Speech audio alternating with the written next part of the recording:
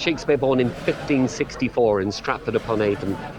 No theatres. 6 days' walk from where we are now. How did this man, the big mystery, how did he get to be a writer? How was he inspired? When he was 13, there was an outbreak of the plague and they closed down the playhouses.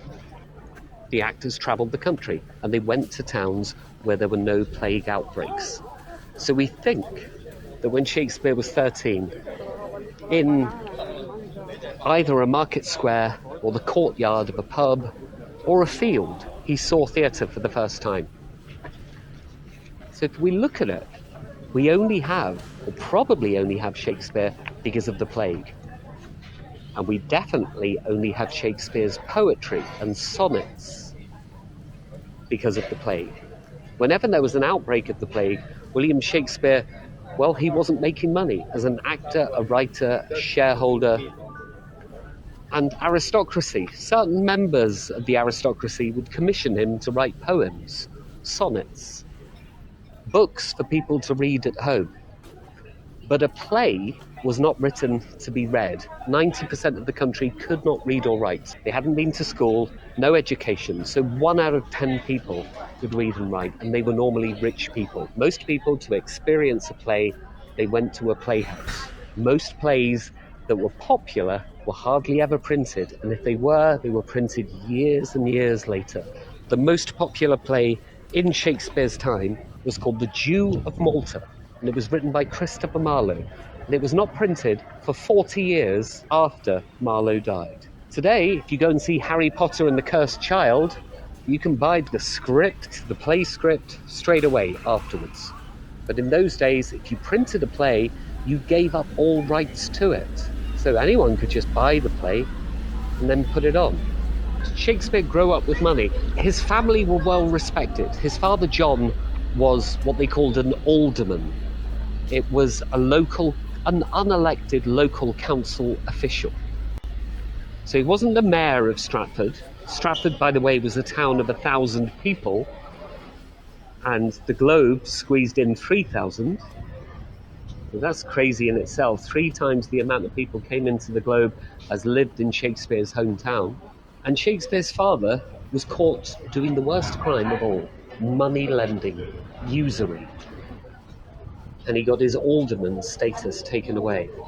A relatively middle-class family, but Shakespeare at some point came to London. In 1585, we know he was married to Anne Hathaway.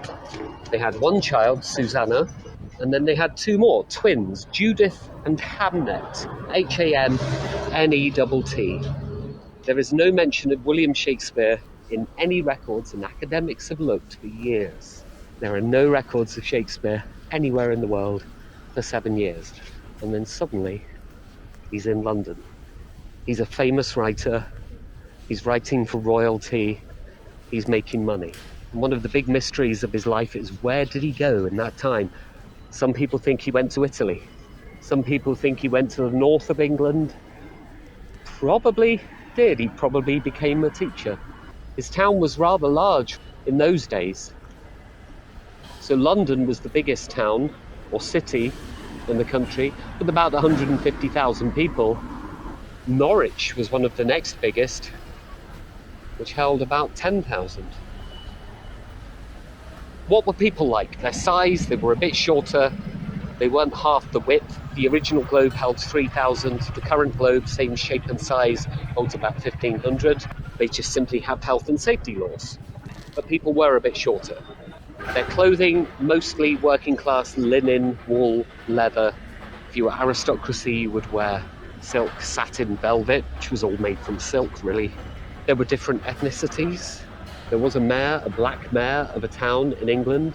Did the film Anonymous have any truth to it? So there is a film, Anonymous, which it stars Rhys Ifans, a great Welsh actor. It suggests that William Shakespeare did not write the plays. Now, it's an interesting debate, and it's probably the biggest mystery of all, that William Shakespeare didn't write any of the plays, that he simply wasn't educated enough, or maybe got other people to write bits for him. He probably wrote most of it And then like an exec producer, like Larry David or Jerry Seinfeld or Marta Kaufman, they got other people to write bits and then they edited them. There were three types of plays. You had the comedies, the tragedies, and the histories. And then over the years, the academics have worked out that there were problem plays as well. Plays about social problems. One of the most famous of those was The Merchant of Venice, which wasn't a history, wasn't a comedy, wasn't a tragedy. But it was tragic what happened to Shylock. And it asked people to imagine, to put themselves in his shoes. Now, if you went to an outdoor theatre, this was the problem, that you were in amongst people in daylight. The plays were on at 2 o'clock in the afternoon. Daylight is free. There were indoor theatres lit by candlelight, but they were normally reserved for aristocracy. So in an outdoor theatre, most of the people were working class, if not quite poor. And they relished the tragedy. Most of the tragedy happens to aristocracy or royalty. So I can imagine back then, watching a play and I'm extremely poor, thinking, I've got no prospects. I've got the plague, but at least I'm not Hamlet. This is hilarious. So they were like black comedies. We're on the South Bank. On this side of the river, it was what they called a liberty, the liberty of the Clink. The Clink was a prison not far from here. The land was owned by the Bishop of Winchester. The Puritans were on the other side of the river. The Puritans hated everything. On this side of the river, you could have a bit more fun. So this was basically the Las Vegas of Europe without the weather. The plague was rife everywhere. So people would often eat raw garlic. They didn't have much money. They would eat raw garlic because they thought it kept the plague away. And in a way, it did. It kept everyone away. There was always social distancing if you ate raw garlic. So it was kind of a clever thing. But rich people would wear necklaces and bracelets, pomanders with herbs and spices. They believed in something called miasma, which was that every smell, bad or good, could affect you. They also believed you could only smell one thing at a time. So if you smelled something bad, you would counteract it with something nice. And people were not too smelly, not too dirty. There were public toilets, but when you went to theatres, maybe you went where you stood. You wouldn't walk out without a ticket with your only penny and go and spend another penny at a toilet and then walk all the way back for another 20 minutes. These people were local people coming to the theatre 2 or 3 times a week, so you wouldn't have had much in the way of set or scenery, decoration. They expected new material because they were patronising the theatre 3 or 4 times a week. So this is why in the English language we all became known as the audience, audio. We went to listen to a play.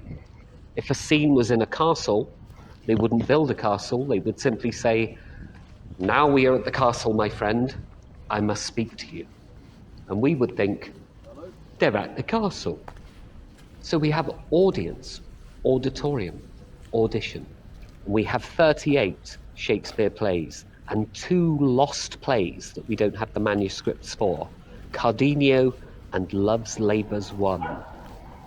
Every now and then somebody finds a manuscript in an attic or in a cellar. If you find one, wherever you are in the world, don't go to Sotheby's. Get in touch. My email is on my biog and we'll come up with something. Thank you for your company. Thank you for any contributions and tips. We'll do this again. Lots of love to you all. I will see you very soon. Take care. Bye-bye.